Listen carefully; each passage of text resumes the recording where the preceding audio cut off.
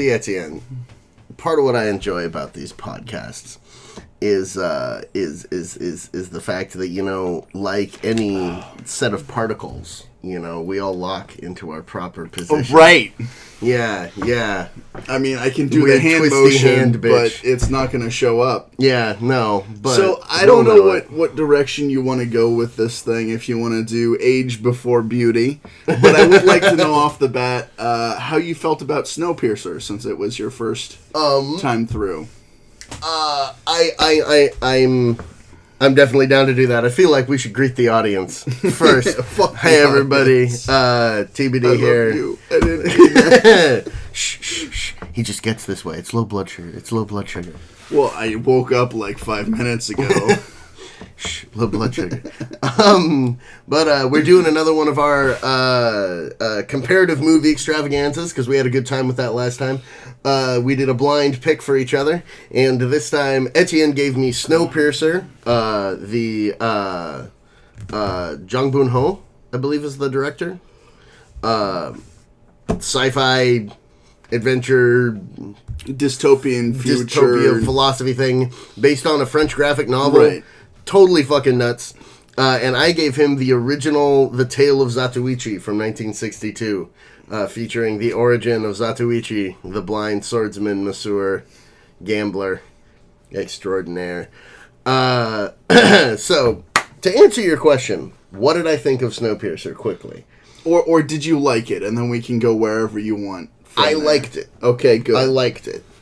I thought that visually it was fantastic. Conceptually, it was really interesting. The design of every single part of it was great. The cinematography was great. The characters were interesting and complicated. I had two problems with the film. That plot was thin. That plot was the thinnest shit. Like, what the fuck, that shit was thin.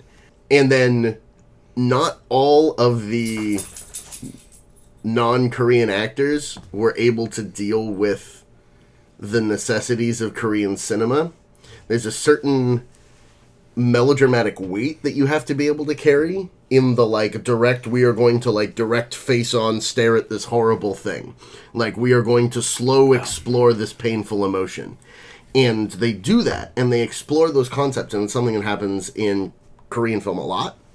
And because he's a Korean director, he was applying the same style, and the other actors in it, I don't think all of them were totally on it with dealing with that style. Chris Evans did a valiant job, like a truly valiant job, but there were moments where I was like, you don't know how to deal with a scene that's just you breathing and acting to the camera, or just you talking. Like, it's not cut up. It's just you talking, and the audience pondering this horror with you. And I loved that scene, but it was an exemplar for me of one of those weird things where I was like, okay, like, you came really close, but you weren't quite used enough to the style, and so he didn't quite manage to achieve that style. So that's kind of all of my feelings about Snowpiercer, like all the big ones, in a nutshell. We can dissect that later on. I'd kind of like to start. I mean, I joked about it earlier with the age before beauty thing. But no. I'd like to actually talk about Zatoichi, because it's two very different eras and two very different types of of Asian cinema. One is Japanese and one is Korean, obviously. Not both Japanese, and I'm so deeply sorry for that slip of the tongue. Well, if Japanese imperialists had their way, then... I mean, yes. I mean, we've all seen the good, the bad, the weird. Oh, I mean, I have. You have. So we've all seen it, right, audience? Seriously, though, check that shit out. It's on Netflix. It has been for, like, 6 years. It's the bomb. Knowing our luck, it'll be off Netflix now, and we'll be like, oh, God damn it. We should do that at some point on here, just because I'd love to do a love song to that film. But, seriously, though, like, it's a Korean spaghetti western set in Western China during during the Japanese imperialism, just before the U.S. entered World War II. So, great film. But, sorry, what were your feelings about Zatoichi? The Tale of Zatoichi, rather. Again, it's another one of those things that filled in a bunch of holes. Because it's, something I've heard referenced. It's something that, I've seen parodied. It's something... It's a concept that I've been familiar with for so fucking long. So to see the original, what it was born out of, I enjoyed it. I think there's a solid place for it in movie history. But I also think that it was something that was built up to me more than what I actually experienced, because it's something that I'd heard so much of up until seeing it. It's also, like, very Japanese. Oh, yeah. Like, the specific interplays with, honor and with how you carry yourself and how you present yourself and the nobility of combat. And also things towards the end of choosing how you die. Yeah. Essentially. Being a huge part of that film. Choosing how you live, choosing how you die. Because that's what's important. The honor of those choices. Yeah, and I think my favorite character is Drunk Samurai with Consumption. Yes. Master Hirate. Yeah. He's hands down my favorite, just in terms of, philosophy and, how he conducts himself. Yeah. It's also interesting to see, again, so far back in filmmaking and the budget of Japanese cinema at the time and, what they did with that. Because there are not a lot of special effects in the film. Oh, dog. They have, the most special effects is, fucking Master Hirate coughing up and having consumption and be like, well, there's a bunch of blood everywhere now. There's blood on his shoe, and it's very obviously a dude dripping it, right there. But compared to things that I've seen subsequently from Japanese cinema or anime and the whole samurai archetype and going full bore with it and the brutality of it. And there is brutality to this, but it's more in the way that it's shot. Yeah. The scene with when the two Yakuza clans are at war and Master Hirate is all right, you're not gonna fucking use a rifle on Ichi. Fucking bitch. I'm gonna fucking fight him because I've been wanting to fucking fight him. I'm not doing this for you. Fuck you. I'm dying. I have to test my skill. That whole scene where he first activates and he's fighting everybody, and it's that low down shot where you can only see him from the waist up, and just the sword flashes. I thought was excellently done, so on point. They use the violence so sparingly in the film that when it erupts, it's really effective, and that's one of my favorite things about the movie. Zatoichi only activates 3 times in the whole fucking film. Chopping the piece of wood, killing the 2 clown asses on the forest path, and then at the end in the duel with Hirate, or I can't remember his fucking name. It's something like that. It is, but I mean, again, I'm a white ass motherfucker who's not had a lick of Japanese pronouncing. Yeah. Well, and the whole bloody movie, all of the names are really, really close to each other for the most part. They do classify some of them, Tate and Tane are obviously, clumped so that you can remember it. And Kasagawa versus Kagawara, I think, is the other one. I know it's Kasagawa because of the whole thing about the bamboo, Kasa meaning bamboo. But regardless, when those activations happen, it's so effective and it gets you really hard. They really do the, horror of war stuff, dealing with the realities of we all just cut each other up and everybody's fucking dead. They're really direct about that, and I enjoyed that. And it also makes that final fight between Drunk Samurai and Ichi is so good. I honestly felt that it was a little anticlimactic for me personally. Oh, word. I understand that it's the whole sizing each other up and the discrepancy in skill and ability, at least, especially at that point. Because you've got somebody who's literally on his deathbed wielding a fucking sword versus somebody who has this heightened sense and has practiced meticulously with a sword because, god damn it, the masseuse is looked down upon in Japan and he needed to gain some respect. And that respect was easiest to be gained by having a fucking sword. And being the ultimate ass kicker. So he simply became the ultimate ass kicker, so no one could again look down on him without him being able to beat their ass, which I love. But I definitely read that. Like, definitely dude's not at his peak. Mm-hmm. But what I like about it is that it's the first time you actually start getting to look at Zatoichi's style, which is super weird. Mm-hmm. It's like not... Like, he's like, I have no formal training. I taught myself this shit. Like, it's just his weird thing. And that's part of why he's so effective, is nobody knows what the fuck he's doing. But it's also really realistic for the way those actual duels would go down. And if you notice, all of the combat that Hirate does with, like, other dudes, it's all the same thing, where it's like, the fight is determined in, like, 2 blows. And the whole, like, Masters facing off thing, it's like basically, like, when Master Samurai face off, like, Samurai duels are really, really quick. They're, like, these rapid-fire things where you neither of you gets hit or one of you's dead. Like... I understand that completely. They, like, built the tension so well. It's one of those things that, again, like, there's things that are very Japanese, and, like, I don't have a problem with that. I like that. I respect that. You know, I like Japanese culture for the most part. There's problems there, but, you know, whatever. We're not talking about that. I drowned my pregnant girlfriend. I drowned my pregnant girlfriend. Yeah, I hate him so much. I wouldn't even say that's his worst fucking bit in the whole fucking movie. No, he is the worst sack of shit. Oh, God, I forgot my original point. Oh, but the shortness of it, when it's been building, the whole fight between the two samurai has been building the entire time. Yeah. And to have that as the payoff, I understand it. I get it conceptually in terms of, like, realism, in terms of building and being released in other ways. But looking at it with a Western viewpoint from a Western audience, it feels anticlimactic. That's all I was getting at. No, I can totally feel that. You will actually probably then way prefer some of the later Zatoichi films. They're a lot less philosophical, and they're a lot less.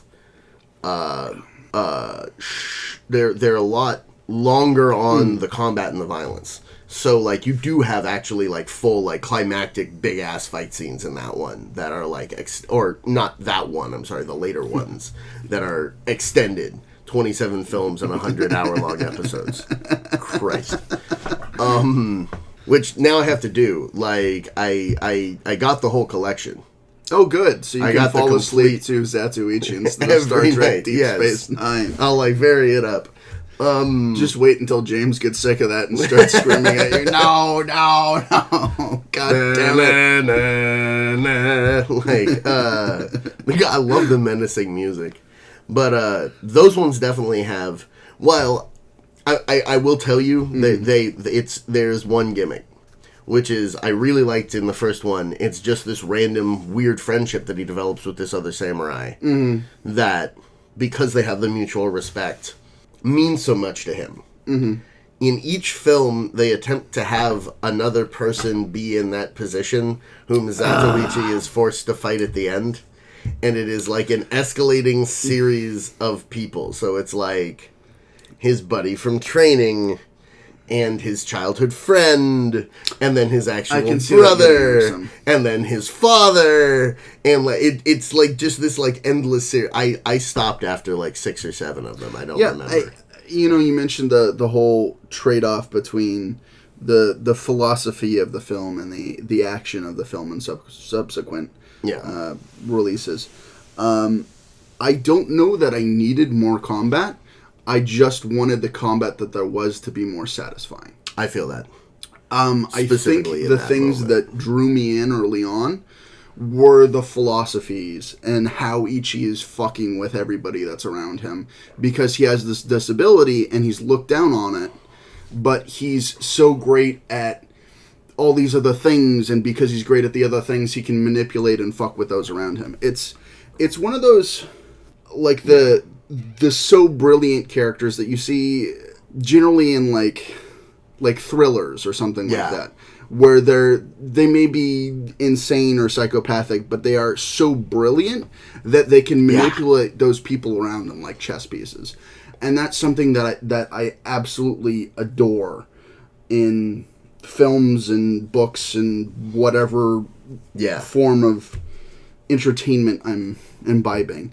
And like that is what really got me early on. And it made like, aside from, Drunk Samurai, that's probably my favorite thing about the whole film.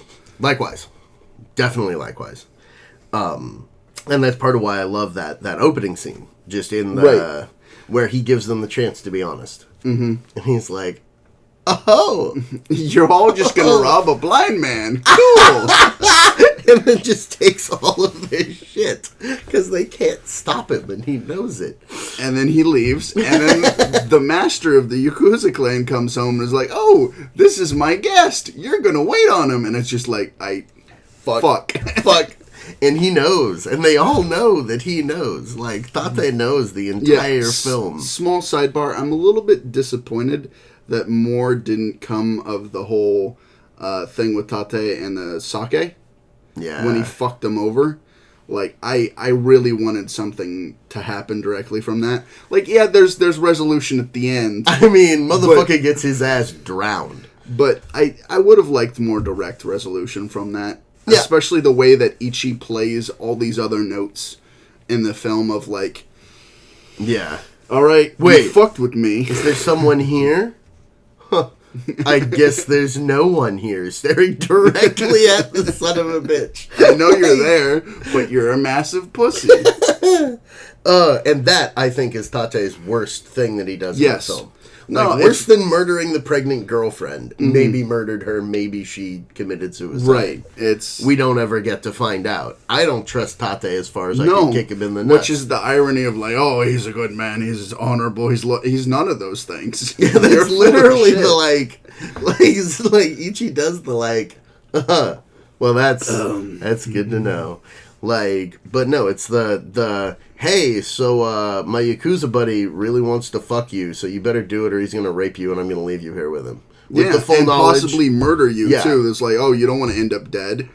Like, yeah, come on, be smart. Things might not turn out so well for you if you don't do it. I hated so much.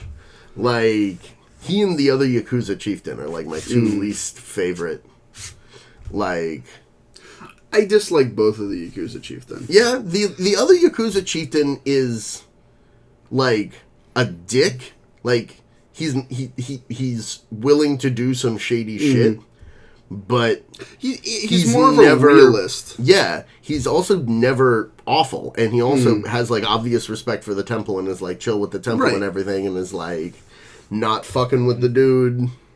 And I mean, obviously, it's from his own. He's doing it. I'm going to for take his out this own. other Yakuza clan, expand my territory, and be the big swinging dick. Yes, which isn't exactly a moral stance. No. But it's what Zatoichi says at the end. Like, we're Yakuza, we're outlaws. Right. Like, this shouldn't be fucking... We should feel bad for this. yeah, like, this is part of the life. We have our own rules, but...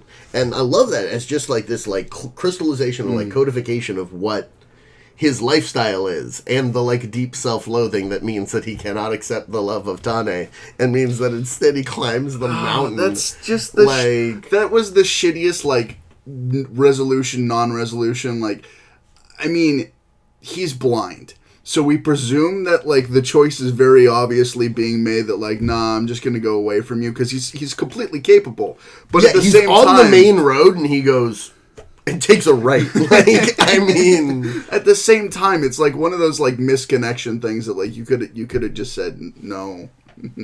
Instead of leaving her on the road, yeah. Also, like... Tane's character is, like, so weird for me. Because there's a lot of things that are, like, atypical Japanese for that era. Super atypical. But they're also presented in a way that's not at the same time. Like, she is more independent and more about self and more about doing what she wants. But all of those things are also compounded with honor and duty to other people. She's doing what she wants, but what she wants is to be honorable. Right. Which is in and of itself uniquely like, Japanese. She's on top of her brother to do the right thing because it's what she thinks is the right thing, but ultimately it's for his honor and for the honor of the family. Yes. Like, it's this layered cake that, like, I don't even know what to think about you. Like, there's a lot of things that are cool. I definitely don't hate you. Like, you and your pops are probably, like, in the top 5 characters. Like, yeah. But...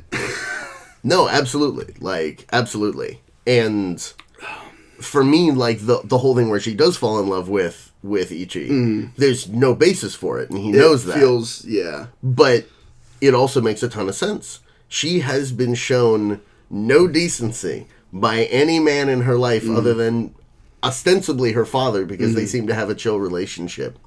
But, like... literally, like, her life is terrible. Yeah. And she's shown nothing but disdain and abuse.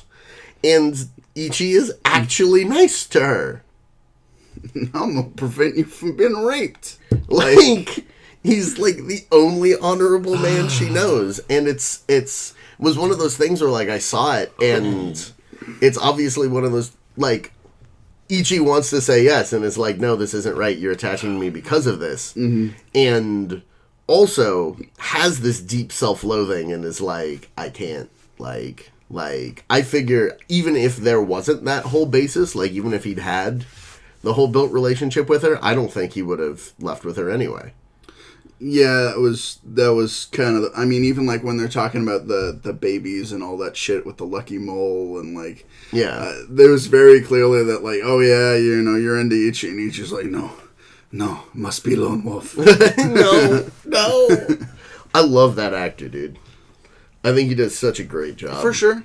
Like, I mean, again, like, I've only seen it once, and, like, I know it spawned a whole bunch of offshoots and shenanigans down the road. Endless. But again, like, my favorite thing, hands down, is just Drunk Samurai. Drunk Samurai. The scene where he's drinking with Ichi, and Ichi just keeps being like, okay, and refilling the cup because the guy just slams. I love that fucking cups. Japanese tradition though of pouring drinks for the other person. Yeah, it's excellent, and, like, yeah, you know, like, in Western traditions, the horse pours around. The horse pours around. If you don't have a horse, fuck the host. The host will pour around, but, like, there's something more intimate about, like, oh no, let's have a drink. I'll pour for you, you pour for me, type thing. Yeah.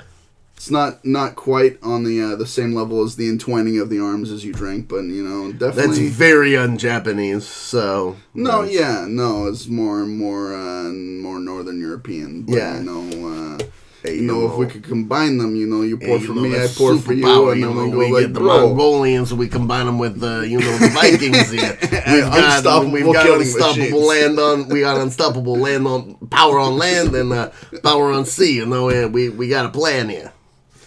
Horsepower and horsey power. oh God. Sea horsepower. Horsey power. But you know, I definitely feel the criticisms of it because it is weird, and there's a couple of, like, really unclear things in the filmmaking. Like, there was one moment that really bugged me on my rewatch this time, which was when it's cutting back and forth between Drunk Samurai collapsing after coughing up blood and the messenger having been beaten to death and left behind. There's a couple of shots where it's cutting to the other people, like, it'll show one body and then cut to people in the other location talking about the other body, and, like, I, like, wound it back, like, twice to be like, okay, no, that's to that, and that's to that, and that's to that. I think that's also totally, like, being a victim of the era. Like, if it was not black and white, it would not have been a problem. Yeah, like, immediately would have seen which fucking room was which, yeah. But, you know, again, working within limitations and doing what they could. As I said, I really, it's not my favorite, and I don't think it ever will be, but I respect it for what it was and its place in history. Still, like, the early, like, Godzilla and other kaiju films have much more of a resonance with me. Okay. I can definitely understand that. Those also had a little bit higher of budget. Like, that movie was made on fucking no money. Like, they filmed that out in the rice paddies outside of a little village where they gave everyone about $100. and were like, yeah, like that movie was made on fuck all. But I definitely understand, and while I think you're wrong, and that Zatoichi is the greatest film ever created ever by anyone, I'm lying, obviously. No, I know. But no, I totally feel that. So, I feel as though the time has come to address... I think that's an interesting transition point, because, I mean, jumping from that film that was made on no budget to one of the highest budget Korean films. Yeah, like, ever. And the, like, melding pot that it really is. Because, I mean, again, it's a Korean film done with a predominantly English cast and predominantly English on a French property. Like, there's... and was filmed extensively in Eastern Europe. I'll believe it. I didn't look at that. I looked that up. That was interesting to me. It makes sense based on, the mass amounts of like snow and mountains, Yeah, but they did like Australia, Romania, and China, I think is where they filmed. It might have been Korea. I was just like, you fucking kidding me here. The film is surprisingly worldly, and I guess that's kind of the point. I mean, when the world has ended and you're on a fucking massive train that spans the globe once, like, every year, like, And I agree, there's a lot of things that, first of all, I don't... Seriously, boo-boo. I want to talk about this film without horribly spoiling it. And I don't know how much of that's possible, because I really enjoy... Oh, shit. I really enjoy this film, and, like, seriously, I guess, obviously, spoiler warnings ahead, that's kind of implied in everything we talk about. Yeah.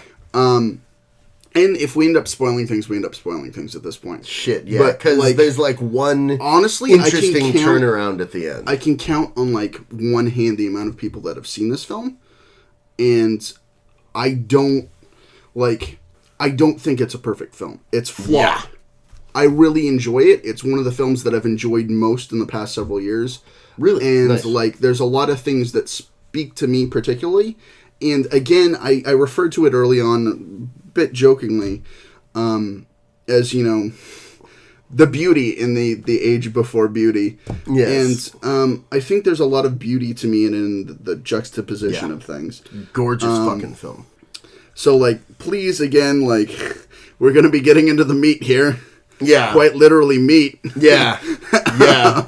So, like, if you haven't seen it and you're thinking about it, like, it's rough, but you might enjoy it. Yeah. If you feel like giving it a chance, you should. And if you are not going to, like if you don't mind spoilers, keep listening, but, like, there's some twists in the film. Yeah. So if you want to not get the twists spoiled, you should stop right fucking now and watch the movie.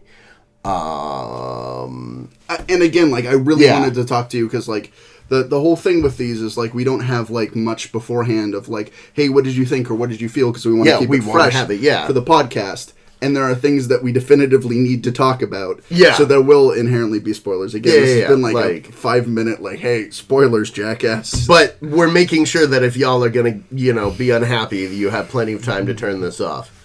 Caveat emptor and all that. I loved the set piece. Like, it's a brilliant set piece of having this, like, unique, weird, mutated, multicultural society on how the each train. of the compartments is very much its own thing. And it's a set piece. The set piece of the idea of they're these self-contained sausages around which each and again it relates back to that everything rotates. In its place type thing.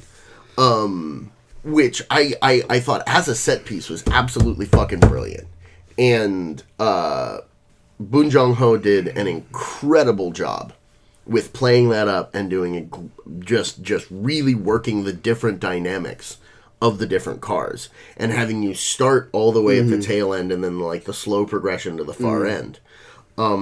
That said, they missed a whole bunch of shit on the train that would have needed to be on the train that we didn't see, but we saw literally the whole train. That's the problem with the set piece, is that you can't be like, well, it was in the basement. There's literally one line of rooms, so you have to see everything. You have to see everything. There's no brainwashing center. Well, there's no surgery. There's no explanation for how they are able to brainwash all the people that we see brainwashed.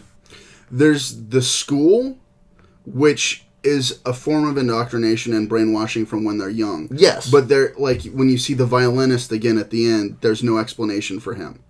There's no explanation for him. There's no explanation for the guy who got kidnapped and is now working making the protein blocks out of the cockroaches. There's no, like, none of the people you see brainwashed. The other kid, Alan, he's been gone a week and doesn't recognize people and is, like, blindly following instructions from the machine, not even from a person. So there's, like, a serious, like distortion happening there. And they do not explain how it's achieved in any way. They also don't explain why creepy, weird assistant chick drinks the blood. They just don't even touch that. There's a bunch of like weird, specifically creepy things that the very top echelon of people in the society do that doesn't make any sense. There's something that I was thinking about when I was watching it the most recent time. And it has to do with the isolation and insanity that they've created with this cult, essentially. Yeah. And how the machine affects people. Because even at the end, when Curtis gets up there, he's in the room and like he's like thinking about like his life and like, oh my God, and what do I do? And maybe I should be this person that Wilfred's grooming me to be, and all these other things. So he made a jackass choice. There were several jackass choices made. But he was right there. He could have said, yes, tell all of your crazed minions that I'm their new god. And then you kick Wilfred's ass, and then you're like, all right, we're going to change this closed ecosystem so that we share resources evenly. And the ice levels are dropping. Yep. So in fucking 3 years, you can get off the train instead of killing 90% of your pop with a train wreck. Like, I fucking love Kang Ho Song's character. He's fantastic. And I love his daughter. Like, they're both great characters. Oh, yeah. They're fantastic. And I love their crazed dream of, like, we will blow our way to freedom. Like, I love that idea. And I loved thematically the idea of him having the choice between perpetuate the system and tear the system down no matter what the cost. And I love that Chris Evans chose that. But because it is such a conceptual choice, it's about choosing between this concept or this concept, they left out the massive, this is my point, like, conceptually brilliant, visually brilliant, writing brilliant, acting brilliant. The plot was so thin because there was another easy answer right there. No, literally right there. And, like, the fact that none of the characters thought of it drives me crazy. The fact that they push the egg cart. They're like, oh no, we thought eggs were extinct. We thought chicken was extinct. Why are they accepting this random asshole with a giant cart full of way too many eggs walking into the middle of their fortified stronghold? It's not like Wilfred in the middle of the revolution is going to be like, hoop-de-doop-de-doo, have eggs, guys. No, as I said... So not one guy watches him? Nobody goes, we keeping the eggs, bro? As I said, there are definitive flaws with it. The thematics of it... Oh, flawless. Like, the thematics and the filmography are what triumph for me. And, like, absolutely. I understand your problems. We should probably back up a little bit, because if anybody's followed us through to this point, we might want to explain dystopian future. Everybody's on a train that's the last vestige of humanity. This is a point. They've been on the train for 17 going on 18 years. Yeah, the new year happens partway through the film. There's whacked out, like, underclass people that have been living in squalor at the ass end of the train, and it's about, like, the uprising and rebellion to get to the front of the train and take it over. And because what if you can control the engine of the rest of the train, and thus of life that they've been missing out on for almost 2 decades. Yes. And seeing the bigger picture of what their world entails as they rebel from the tail and, like, expand through the train. God, that first scene when they get out to light.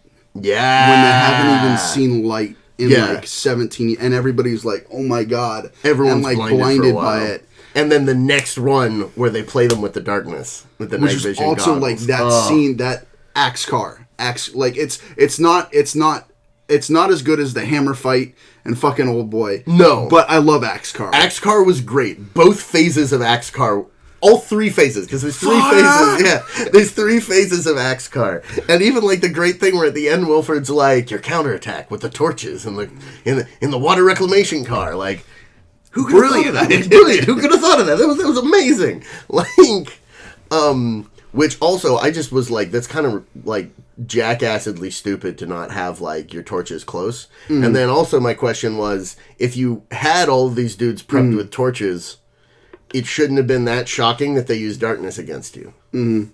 Well, the other thing too is the thing to get the light, because there's such a limit of resources. Like they talk about things going extinct and not being around anymore, and they use the matchbook to start all the fires.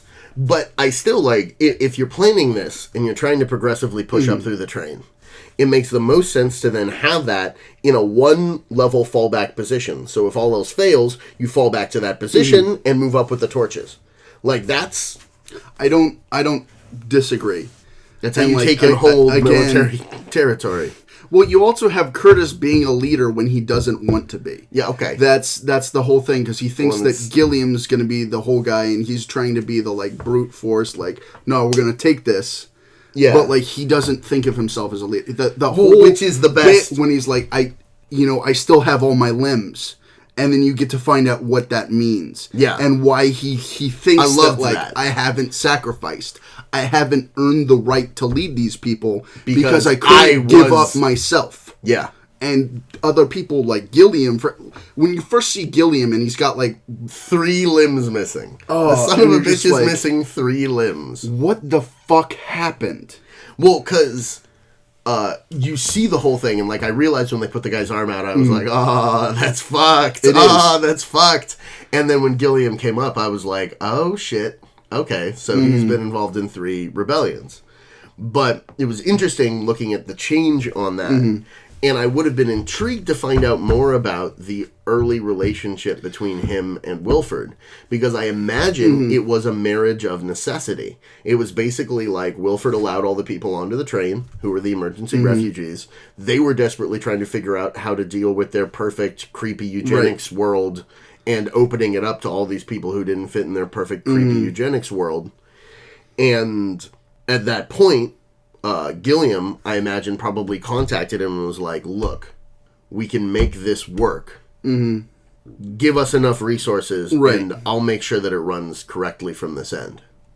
Because it doesn't make sense to me that someone was committed enough to it in the beginning to lock themselves into I'm gonna the room live in shit for and chop off their limbs. Years. Yeah, that doesn't make any sense. And you're not even gonna give us food for like the first couple of months. Which Gilliam, I think, took that and basically chose the only way that he saw for those people to survive, which was accurate. And again, there's that whole thing when like Curtis first goes ahead and like leaves everybody else. There's the advanced mission, and like there's the main camp with Gilliam and everybody else. And the thing that Gilliam says about Wilford is like, cut out his tongue. Don't even give him a chance. Don't let him talk. Speak. Cut out his tongue, because Gilliam wants Wilford dead too. Yep. He just has been living this imperfect balance, trying to keep as many of his people alive as he can. Like, he was a product of the society and the system, and they did such a good job of crafting that society. All of the weird little intricate ins and outs. The fact that everybody, regardless of what side they're on or what the hell is going on when there's ice on the tracks, you just stop. It's a ceasefire. Yeah, you just stop. And, like, stuff like that was really, really interesting to me. This is the best train. It just doesn't derail. Was so fucking... No, there are things that are horribly missing in terms of backstory with the world. Sorry, I know. Beforehand, I would love to know what happens at the end, because the ending is very ambiguous. There's the whole feeling of hope, but we don't fucking know. There's like 3 goddamn people who survived that fucking crash. Maybe. If we're lucky. I watched that shit go off the cliff. Ain't nobody living. You're in a fucking meat grinder. Literally a meat grinder. But like again, it's a film. and like I really want to like watching it again. There were things that I didn't question as much because I was caught up in the whole, oh shit, what's this thing? What's this leading into type thing. And watching it for this, I was very much like, oh, that didn't really make sense, but all right. And wanting and needing that world expansion. Yeah. So that whole weird comment about, like, Wilford knew that the CW7 was going to kill the world. He always wanted to spend his life on a train. So was this a setup initially? Was this a James Bond villain who actually got it wasn't crazy, like, look at my fiendish plot. He just did his fiendish plot. Yeah, and won. Like, because there's a bunch of Bond villains who are like, humanity is sick to the core. I will cut out the weed at the root, and my perfect eugenics society will float away. Like, there's two Bond films that are specifically that. And I could definitely see Wilford's creepy ass doing that. Like, very much so. I also, like... little bit of a non sequitur, but I living in the post Westworld world and seeing Ed Harris's character in that, and then seeing Ed Harris's character in Snowpiercer, and just being like, you're just kind of an evil dick. You're just a dick. I like Ed Harris the best when he's playing just a truly deplorable human. Like, I'll definitely say that. Then you will love Westworld when you get there. I need to watch Westworld, because like, I've heard literally nothing but good shit about Westworld. Well, then you haven't talked to Max, but that's neither here nor there. That's okay. I don't talk to him about specifically. There's things that Max takes an irrational dislike to, and I appreciate that. And I have things that I take an irrational dislike to, but it's one of those things where every single other person that I know who loves film is like, Westworld. Like, all these guys I went to acting school with are like, you watched Westworld? And I was like, not yet. And they're like, it's an actor's show. And I was like, there's a lot of amazing performances. Like, so I need to get on that. But that's another thing. I didn't know Ed Harris was on there. It was beautiful. I knew they had Anthony Hopkins. Oh, yeah. Sir Anthony Hopkins. Thank you. Thank you for giving justice where justice is due. Yeah. Handsome, Major, Sir. Terrence I don't know. I'm losing everything. I got nothing. I like that we came into this and I was the one that was fucked up on lack of sleep. Like, it's just like, I'm draining your life essence as we're doing this. Slowly. Yeah, it's weird. I've become dramatically more sleep deprived over the course of this this podcast. I must feed. No! Oh, God. I've been watching Supernatural, so it's just not even something I need to think about, is you feeding on me. But I will take of your flesh. Which arm do you want to go first? See, okay, that shit. I was completely convinced the first time that I saw the movie, which I only saw the first, 15 minutes. And I missed the opening thing where they were like, CW7, we're cool in the world. Yeah, global warming. Which, that's something that bugged me. It's literally chemtrails, the movie. And I was like,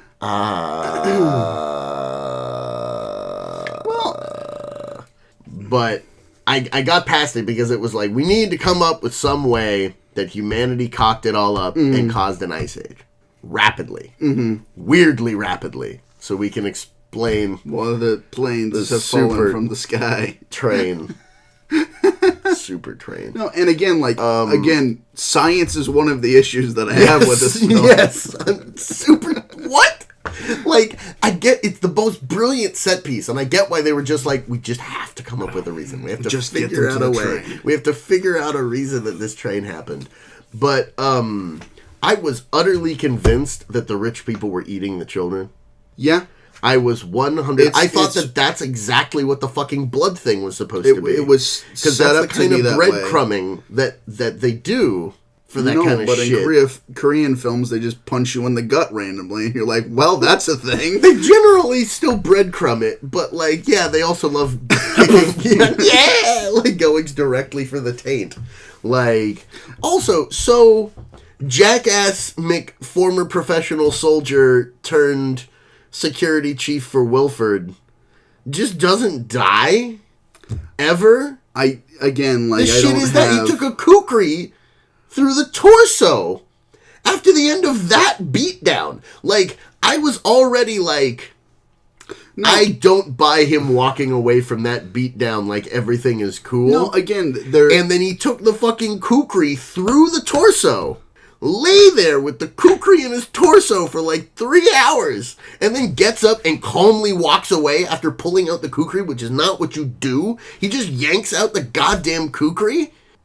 Like, I'm sorry. Again, Then I would have been fine with it. I could have totally believed that they had, like, genetic manipulation so that, like, the people in the front cars had their lives artificially extended, or, like, people who were in military positions, they were doing genetic manipulation on them to make sure that they were more efficient, or they were specifically, like they already said, they were doing the, like, breeding to keep the stock strong in the back cars for whatever they needed people for, which is another hole. They didn't have the people in the back cars doing waste reclamation.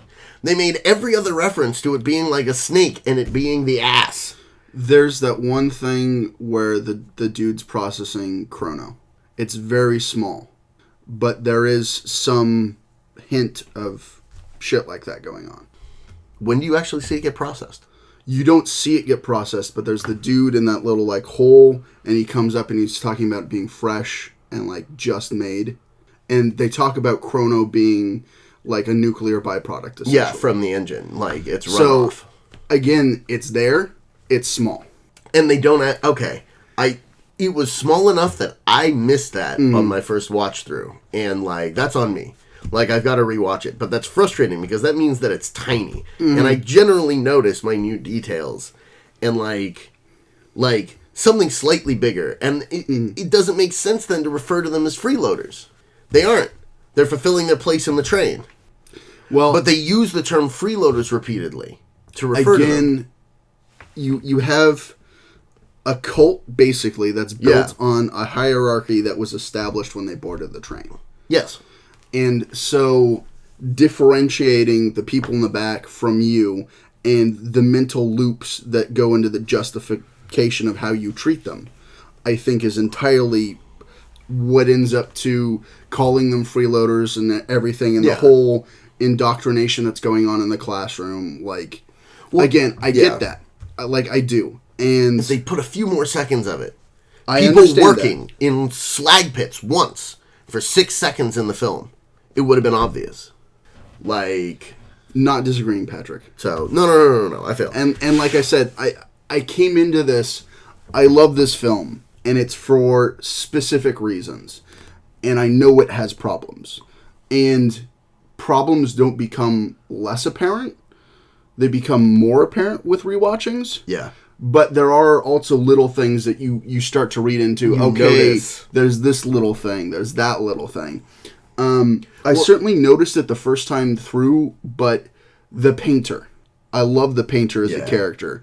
And the societal role that he was filling. He is the recorder. He records the history. There is no pictures, so he's the one jotting everything down from, like, your child is taken. Here is what your child looks like, so you can't ever lose this.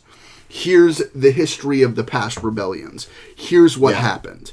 Like, that character is fucking excellent. And in the time that it's taken, the course of 17, 18 years, the need and role that he fulfills in the society that's developed, it's part of this greater whole, but the back half is really its own thing. Yeah. It is a totally separate society because it is kept segregated in that way. And that's definitely something I want to rewatch this film a bunch of times. And you're right, like, real problems become more apparent the more times that you watch through. But the more times you watch through, you also notice details that you missed the first time and are like, no, you did think of that. You had that little detail there. You had that little detail there. That connects. Which is the Deep Space Nine effect of going like, my God, you slick bastards breadcrumbed this in season 2 and I didn't notice for my 14th rewatch. Did you have a copy that had subtitles for everything that the security officer Ming-So was saying? Okay, good. Including all the shit that it can't translate, because there's a bunch of stuff it can't translate. When I originally saw it, I saw it with all those subtitles. This most recent time I saw it without it. I actually liked that better to some extent, because it helps build the separation between the two characters and the basic understanding of, I don't know what you're saying, but I understand the general context of what you're getting at. Yeah. And making the separation and connection between Curtis and Ming-So like that much closer. I would never recommend it for somebody on their first watch through because there are things you will miss. Yeah, there's fucking like, details his in there. whole like explanation about like everything and the most important thing about the why he wants to get off the train. Yeah. Like that is completely fucking like integral to like the first watching of the film. Yeah. But looking at it from an interperson reaction thing and the language barrier thing, Yeah. I thought not having it with subtitles was extremely interesting to examine it in that specific way. And I'd like to rewatch it in that context, because that was one of my favorite mechanics of the film as well, is that you were dealing with people who spoke a variety of different languages, and specifically English, French, and Korean, which is a weird... But again, those are the three that you were dealing with source material, with who's producing it, and like how the format you're putting it out in. That's a very good point. Which is the three notes that they hit. That's a very good point. And I hadn't thought of that being actually the three. It's a Korean film with English-speaking actors made of a French graphic novel, so it makes sense that it's those three. But like having those language barrier things, I thought were great. Like the whole scene where Nem is just looking at them like you just racist schmucks. Yeah. You racist, just give me the translator. You fucking like pulled me out of the shitty like Borg shelf that I'm sleeping in. Yeah, the Borg shelf prison is just the worst thing. Like, they don't let anybody else out of that shit. Like, I mean, they might, but you don't fucking know. Well, and I just imagine that would be super useful just from people who are going to be pissed off at train administration. Like, if you want a whole bunch of people who can give you intel, you also have all the crazies that are locked away. And there's probably and they talk about the fact that it's like there's lots of crazies on this train. Right. It's something and we that's specifically the whole select thing with for. the final fight. Like, there's a bunch of psycho people on the train. It helps, and that's when fucking Ming's getting fucking rammed and like dealing with everybody, literally doing the bridge defense. Yeah, like that scene was daughter, great. quick, blow the gate while I tell you how to blow this gate, and I hold everybody off because fuck. With like half of a dumbbell. Like, oh my god, dude, that shit was so choice. Also, speaking of crazies and security, the first time that you see Gray, the like tattooed guy, activate is so sweet. Yeah. Oh like, yeah, when there's just like wait, the what? Huge security guard like holding everybody at bay, and Gillian's just like now, and he just rushes over everybody and fucking kills the guy in like one hit and takes the keys. Like, oh no, so Gray good. was awesome. Gray was awesome, and again, I did appreciate the fact that even Gray, who's basically self-taught, like in the back section. They don't have any kind of formal military training or anything like that. They're a bunch of dudes. They're a bunch of buff, angry dudes. That's basically what they have. And Gray has done more training than obviously anybody else there. But the people at the front the security guys would have been ex-military from before. And they've had nothing but time to practice. And I did love that was something that was pretty clearly done throughout the film, is that the like top end guys that work for the front of the train are really fucking dangerous. Like, I liked that with the pro soldier until he just turned out to be unkillable. And I would have liked it with Eggman if there was more of an explanation for why everyone just let Eggman. I mean, again, like, they don't have the military people. Yes, it's insanely stupid. They don't have the military people. They're dealing with this exposure to the rest of the train and all the things in life that have been taken away from them. But I mean, I agree. I'm sorry. It's incredibly you just fucking won stupid. the thing, and also the humor to me of the fact that it's like we can't just rest here. They'll do a counterattack. There were no more guards. There were two guys with, like, comb-over McX-Soldier. Well, and then there was Baldy McFuckup. The other thing, too, is... That was it. That was 4 more guards in the whole fucking train. Remember, the whole thing being planned, to an extent, by Gilliam and Wolford. Yeah. You were never supposed to get that far. Yeah.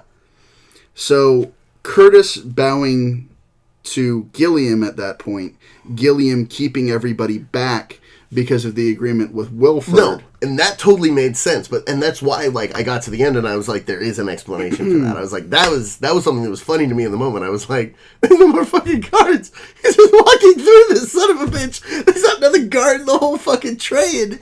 And then it, like, getting to the front and being like, okay, that's why. But it still doesn't make sense that there wouldn't have been guards on the Eggman. Like, if I had been any of those people, like, at the border, I would have been like, thank you. We appreciate Wilford's gift of these eggs in goodwill. Leave the eggs. Walk away. And then if he won't, then you know something's hinky, and you all wail on him with wrenches. And if he does, then you go through the egg cart, and you're like, oh, look at all these Uzis, and suddenly the rebellion has Uzis. Yeah, I don't disagree with your point. I think it's valid. I'm just trying to... these are people who are not capable of the situation that they are in. Yeah. They don't have experience, and you are dealing... I mean...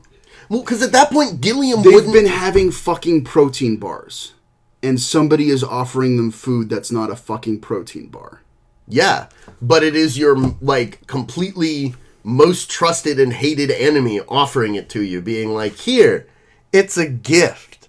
No, I understand, Patrick. Like, I like that to me as just like as like a crux. I don't get the reaction issue, because it's not even like Gilliam at that point would have been able to, like, Gilliam at this point knows he's going to get shot if they get taken. Mm-hmm. Like, he's cocked this up. That's why he tells fucking Curtis, kill him. Because he knows it's done at this point. So he at least should have had the good ass sense to be like, watch it! Watch Baldy McFuck! Like, so that was a bit of an issue for me right there. And, you know, 74% of the women and children get slaughtered because jackasses don't check the egg cart. So, I mean, like I've said a couple of times, like, I very clearly understand your objection to this. And I get it, I really do. But it's something that I also understand the flip side, as stupid and as illogical as it is, I can see in my mind. So, I mean, yeah, I get your hang up 100%, and I don't think we're going to see eye to eye on this, because probably not. I'm more understanding and accepting of things, even if they're stupid. Yes, and I mean, this is a consistent thing, is that I don't accept things. I am physically you flail wildly. Yes, against the darkness, always. That's, you know, yeah. like... And it's not like I don't have problems with things. I mean, again, I've said it probably like 5 or 10 times by this point. I really enjoy this film. But even as somebody who enjoys this film, I have issues with it. I think it does something really great for me, at least. It's a harsh film to get through. There's a lot of things that are both physically and mentally distressing. And I love the way that those meld and compact in this. Because generally you have things that are more physically distressing or more mentally distressing. And using other examples of things that I love with Korean dramas and Korean cinema, having Oldboy, which is something that's more mentally distressing. Yeah. And having... Tilly, I think it's pretty physically distressing. Well, I mean, this is a Korean drama film. You're not going to have one with it here. And then having The Man from Nowhere, which is more physically distressing. Just continuously. And having this as a nexus point of somewhere in the middle. Interesting. Fun fact, actually, the director of Oldboy, Park Chan-wook, is actually, like, buddies with, God, I'm spacing on his name. The guy who directed Snowpiercer. Right. Bong Joon-ho. And, like, apparently, like, give each other feedback on all of their scripts and shit. And, like, he has, like, this long quote about how, like, oh, yeah, no, all of the Korean directors, like, we all fucking know each other. Like it's a small world. Like, this one guy, names this one guy who makes, like, family-friendly, like, fantasy films. And is like, yeah, I mean, he and I have completely different, you know, completely different styles, completely different subjects. But, you know, we still go out for a drink every once in a while. And, like, yeah, like, I see Park Chan-wook, like, see him all the time. Like, it's like this like list of them. I was like, wow, this is like a whole bunch of my favorite Korean directors, and they all hang out. But I think that's something that's interesting when you're exploring cinema outside of the tradition, outside of Hollywood. Yeah. And like how much of a close-knit group it is in certain areas where they all know each other more, they interact with each other more because it's such less of a big thing. Like even Snowpiercer, the budget that it had compared to the rest of Korean films up to this point is like a fraction of like what Hollywood has for generally, yeah. And you look at like that and The Good, the Bad, and the Weird, which are the two biggest budget Korean films that I've ever seen. The Host is pretty far up there because of the rendering that they had to put into it, and that costs like a shit ton of money. But like, yeah, that's not a $300 million film, $250 million film. Like, my God, we produce like 10 of those a year. They're all shit. They're all trash. Korea just puts us to shame every single year, man. Like, they just put us down. Like, go to sleep, little clown. Like, bomb. But I definitely feel that. And Snowpiercer is a film that I definitely enjoyed. And I'm going to go back to at least 3 to 5 more times. I would love to be there in the relatively near future because I want to. Yeah, I'd love to be there for at least a watching or two. Of the rewatchings of this. I mean, again, I like it thematically of the uprising of the little people versus the big people and the fight for equality. And Tilda Swinton being the most like truly repulsive role of her entire career. Like everything about Margaret that human. Thatcher, oh my God, terrible, awful. But I want to You wouldn't put a shoe on a head.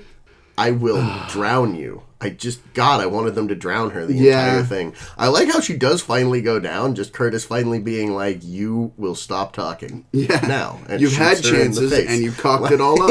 Oh and my God. The whole thing with like walking through the train and like her being like in cuffs and everything and like the pillow being put over it in the school section. It's for the children. Yeah. And then like all the children talking shit on all the people from tail section and her being like, oh no, I don't want to die. No, they're nice and just and they would merciful. Never shoot us. Well, and that whole thing being a double blind because the fucking pregnant school teacher has an Uzi. Fuck these people. I agree. I hate these people so much. But the uprising and the juxtaposition of the inside and the outside, like the shot where they're in the conservatory room where there's all the plants and all the fruit and everything, and you see the starkness of the cold dead world outside. It's absolutely like it gets me every time. It's beautiful. Having that transition is fucking is it gave me chills then, it's giving me chills now. And when they finally actually leave the train, you don't realize how claustrophobic you felt in the watching of it. Until that moment, and you're like, oh my God, that weight is off my chest. Like, just the claustrophobia. This is quite possibly the happiest ending this film could have had. Yeah, damn near it. At the same time, Curtis, like, those children probably got eaten. Yep.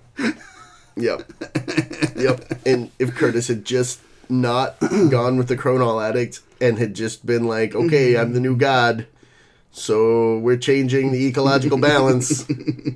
Like, it would have, it's entirely possible. He literally had the opportunity. Oh, yeah. He had the opportunity. No, it's like the end of The Prisoner, except there's a reason for him to stay and be number one. And there's no hope for him to run back to. So there's no reason. But regardless, I very much enjoyed the film, and I will definitely rewatch it. Well, there was a reason. He was finally like, fuck you and fuck all of this. Like, he's literally like, let's burn it down, folks. But... Well, I think he was worried about becoming the system because... Wolford was an asshole, but he wasn't technically wrong. Yeah. He was technically correct. There was a reason that he was doing the things that he was doing. He could have worked for a way around it. He could have found a replacement and made a part with the objects that are on the ship instead of using children, but fuck it. Let's use children. It's just easier. And on that note, TBD family, we want you to do the right thing instead of the easy thing. And good night, folks. Snowpiercer. Legally. Good night. Support Korean cinema. Woo!